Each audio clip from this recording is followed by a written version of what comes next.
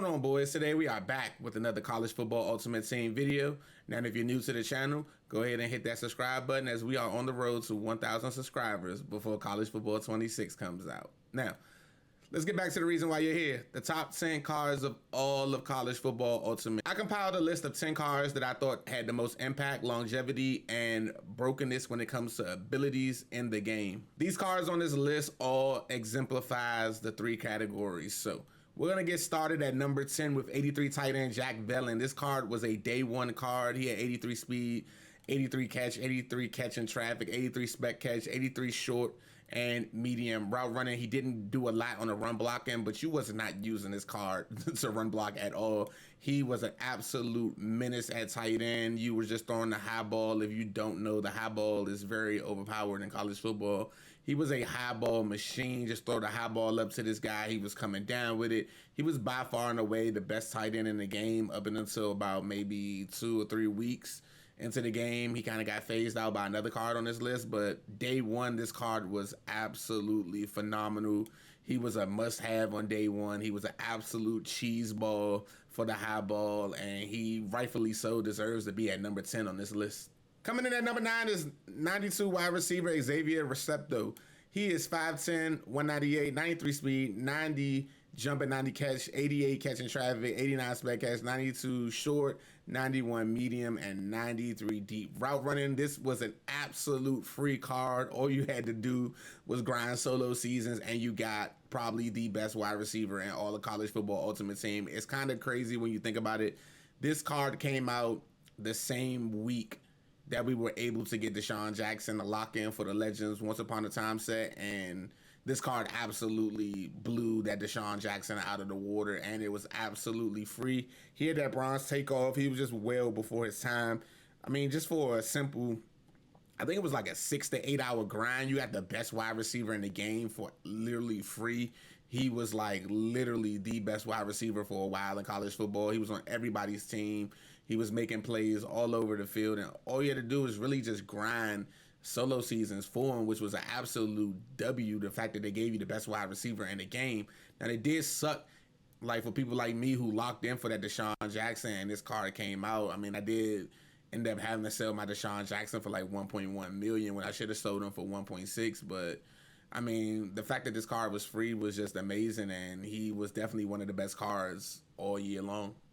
Coming in at number 8 is 85 tight end Jace Amaro. He was 6'5", 265, 85 speed, 82 strength, 84 catch, 83 catching traffic, 82 short, and 82 medium. He did not leave a lot to desire at the run blocking or the spin and the juke move. This tight end was absolutely phenomenal. This is another beginning of the game cards. He dropped in late July, and he was literally tight end 1 for about almost 3 months. The tight end position has not been a great position and cut all year, and this guy like stood the test of time. He was the fastest tight end, beating that Jack Velon by 2 speed. He was everywhere in the field. He made catches. He was jumping over people. He was just, at his time, like, he was just unstoppable. I mean, corner routes, go routes, flat routes, post routes, you name it, this card did it all. I mean, the longevity on this card, when you think about it, is absolutely crazy. I don't think people really came off this card until about Kyle Pitts maybe came out, or Vernon Davis, but those cards wasn't even realistically obtainable for most people. I mean, because they were LTDs, but this card, like, he lasted a long time on a lot of people's fields. He didn't get the greatest abilities, but it wasn't about abilities when the game first came out. It was just literally about speed, as you all know, and he was the fastest tight end, and he got the most separation on all the key routes that you needed, and he's well deserving to be the number 8 card on this list. Coming in at number 7 is 86 quarterback Lamar Jackson. He coming in at 6'2", 215, 86 spin, 85 throw power, 85 short, 84 medium accuracy, 83 deep, 85 throwing the pressure, 85 throwing the run, and that 83 pass accuracy. He also had 81 spin and 85 juke. When this card came out, he was absolutely by far and away the best quarterback in all the College Football Ultimate Team. He was an absolute cheeseball. He was actually faster than every D-line that we had in the game, making him rolling out, getting out of the pocket, just an absolute nightmare. Now, The only thing that really stopped this card from being a true menace was back when his card did drop. We did have a lot of blitzes that kind of kept him into the pocket. But if you were running a blitz like a 4-down lineman set, like a cover 4 quarters or a cover 3 match, which a lot of people were running if they weren't running mid blitz and pinching the D line inside, this card would eat you up, man. They would scramble out the pocket. He was just an absolute menace. He did not fumble as well. He was also one of the first quarterbacks to get the shifty.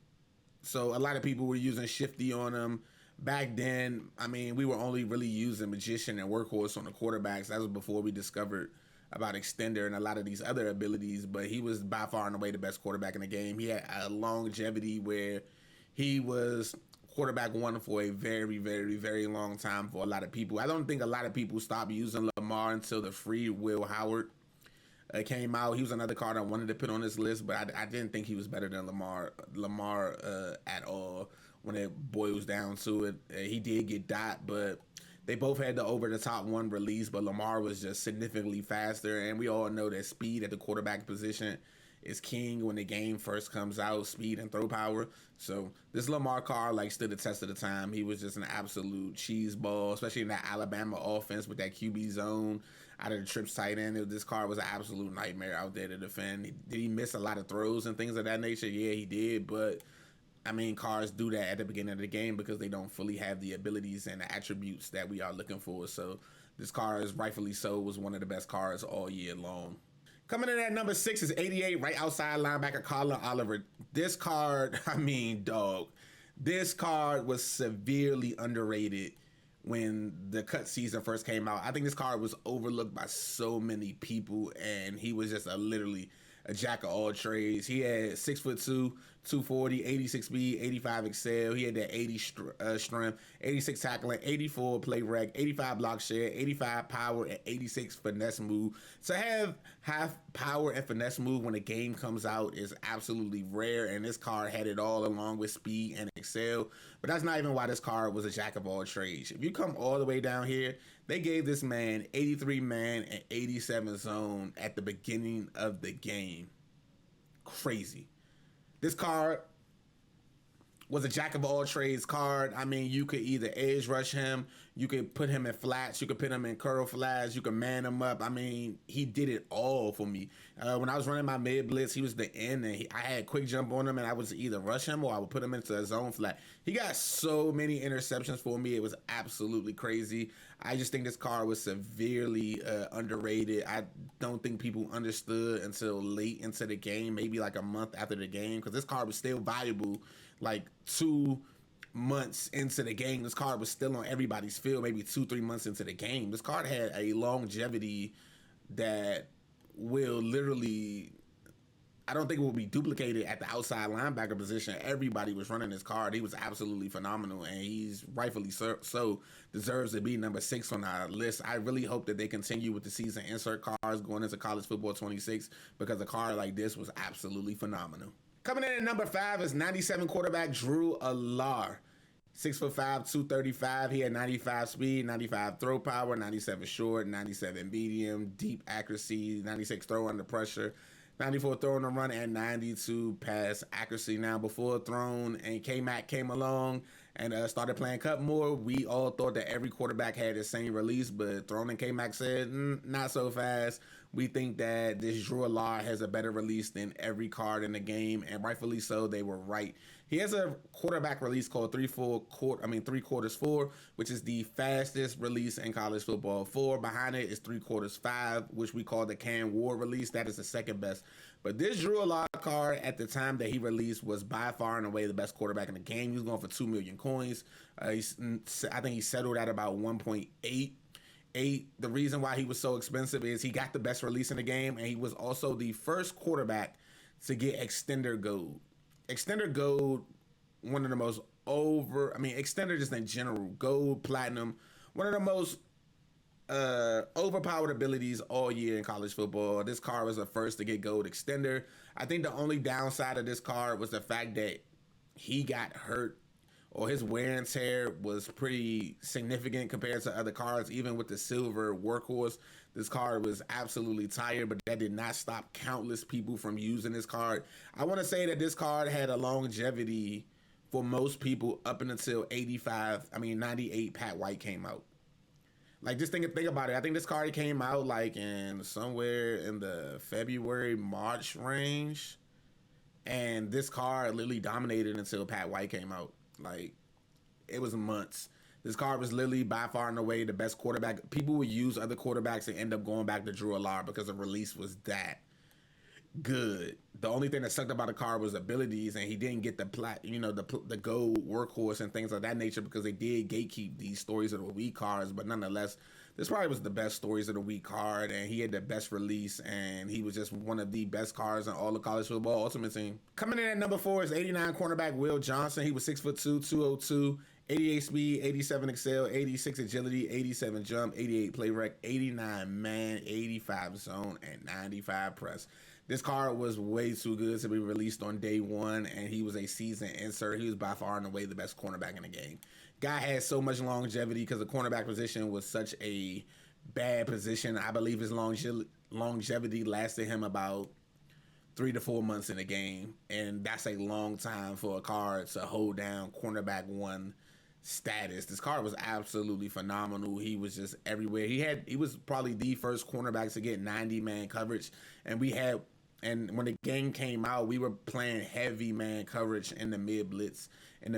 So he was he was a must-have cornerback on the outside. He was absolutely phenomenal. I just think that he was ahead of his time. This card the cornerback position was really weak all year long. I mean, they did try to drop like counter options to him, but none of these cards like could hit the speed that Will Johnson could hit until the Kobe Bryant season card was able to get to an 89. But even then, you needed both of them to play. But the problem with the Kobe Bryant is he didn't have good man coverage. He had great zone coverage, but he didn't have great man.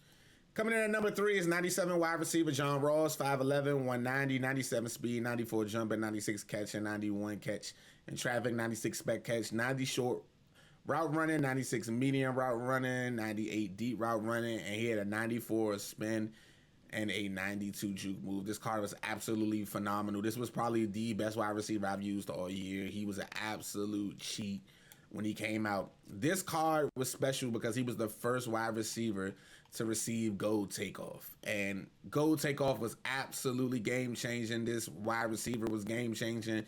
He literally made playing the game way too easy. Gold takeoff was an absolute cheat at the time. Nobody else had gold takeoff. Everybody else had silver takeoff. He was just getting off the press, getting off the ball way faster than everybody else. I mean, I had like 20,000 receiving yards with this John Ross. I mean, literally he was wide receiver 1 for all of, this happened season 4.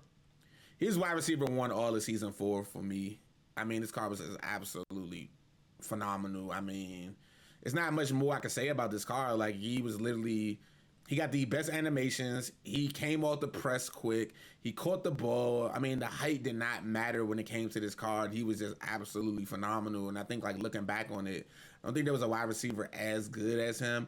Maybe if you want to say, like, throwing the high ball stuff to, like, Mike Evans and Randy Moss, but they didn't have the impact that this John Ross had. He single-handedly was game-changing, and around the time everybody was running the air raid theme team, and we were running the TCU playbook, and he literally made YSL like the best play ever. So he rightfully so deserves to be number 3 on this list. Coming in at number 2 is 89 halfback Quinshon Junkkins. He was 6 foot, 219, 89 speed, 89 excel, 88 agility, 87 carrying, 75 catch, 87 car, 88 truck, and that 85 break tackle. This guy not only was giving people absolute problems in regs, he was giving people absolute problems in cut as well. He's by far and away the best running back in the game. I mean, this was before, like, imagine before they patched the spin and the juke. This card was absolutely phenomenal, ahead of his time. He could spin, he could juke. People were running Wildcat with him. Their whole offense was basically, when the game started, was run the ball with Quinshon Junkkins. He's faster than everybody else, and nobody else is going to catch him. This card literally was a absolute bailout. If you had him, rightfully so, he kind of, you know, just bailed you out. I mean, this was a card that was a must-have card, and he had longevity. He was on a lot of people's teams just because the simple fact you could boost his speed up, and Pro Style was a very popular theme team in the beginning of the game.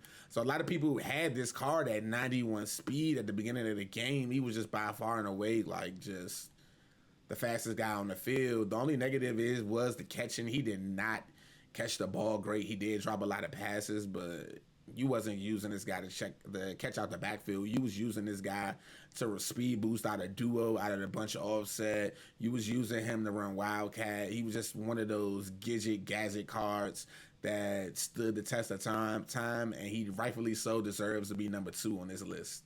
Coming in at number 1, this guy has 2 cards that are both number 1, and we're going to go over the first one and then go over the second one. 95 running back Reggie Bush. 6 foot, 200, 96 speed, 95 excel, 94 agility, 94 carrying, 80 catch, 95 car, 84 truck, and 96 break tackle. He also had that 93 spin and 95 juke. This card was the best running back in the game for so long, for the simple fact that he was the only card in the game to get gold shifty. I mean, and gold 360. He was an absolute nightmare to play against. People were speed boosting out of him, out of the duo. Not only that, he was on the Pro Style often. I mean, he was a part of the Pro Style chemistries. People had him at 99 speed with the Pro Style and the theme team boost at the time. They gave you +2 speed. This card was an absolute nightmare / cheese ball. I mean, he just facing this card against the Alabama playbook. He was just ahead of his time. He was given a lot of issues. I mean, this card came out in December, and I want to say that he was literally running back 1 all the way up until about February, somewhere in the February range. This card kind of fell off. Even then, people were still using this card in February, late March. I mean, he was just an absolute cheese ball. I mean, this card just was phenomenal for his time. We had it. I mean, he had the best animations in the game, the best spin, the best juke, the best speed burst. I mean, no other card compared to this card except for 94 running back Alvin Kamara, but he didn't get gold shifty. He got silver shifty. The gold shifty was the game changer because with the speed boost with the gold shifty, it was just unstoppable for the time, and the way that the players and the pursuit angles in this game, this card was just running past everybody. He did have a fumbling issue, I noticed, with this card, but nonetheless, he was just an absolute cheese ball. And let's talk about this 99 halfback card. 99 speed, 99 excel, 99 agility, 99 carrying, 85 catch, 97 card, 85 truck, and 97 break tackle. He has a 99 spin and a 99 juke move.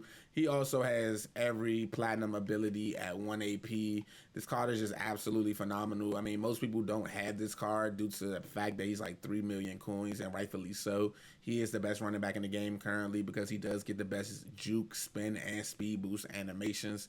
This card is just absolutely phenomenal, and when you think about it, Reggie Bush has been the best card in college football Ultimate Team all year long, and he deserves to be rightfully so the number 1 card in all the college football Ultimate Team. Well, that does it, boys, for the top 10 cards in all the college football. Until next time, peace.